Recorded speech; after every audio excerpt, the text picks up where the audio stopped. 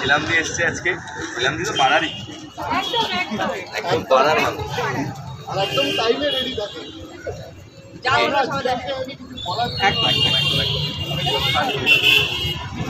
ভালো লাগছে।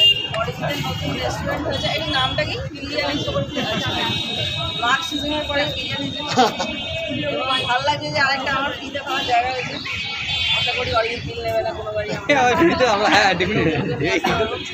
না, তবে লোক সামাজ আমি এরকম একটা পদক্ষেপ নিয়েছি যেখানে শ্রীরামপুরের লোক আরেকটা জায়গায় এসে তাদের টেস্ট বার্ডসকে টিচ করতে পারবে। এবং সব থেকে ভালো যে ব্যাপারটা একটা প্রশ্ন করবো অরিজিৎকে, অরিজিৎ তোমার বিরিয়ানিতে কি রান্না করা বিরিয়ানির ওপর কি চাচ্ছো? তবে আমার পক্ষে সম্ভব হচ্ছে না, আমি অতটা টেকনিক্যাল না, তবে অবশ্যই ভালো হচ্ছে এবং ভালো করে।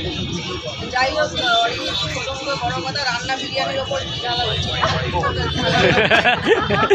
বলবো। আমি এইসব ফালতু কথা বলি বলে লোকে রেগে যায়, তবে আমার কিছু জানা আশা করি অরিজিতের রেস্টুরেন্টের বিরিয়ানি আমাদের খুবই ভালো লাগবে এবং আমাদেরকে সবসময় দারুণ এক্সপিরিয়েন্স দেবে। Best of luck Arijit, thank you so much. এত বিরিয়ানির কথা হবে, বিরিয়ানি ঠিক করতে হবে।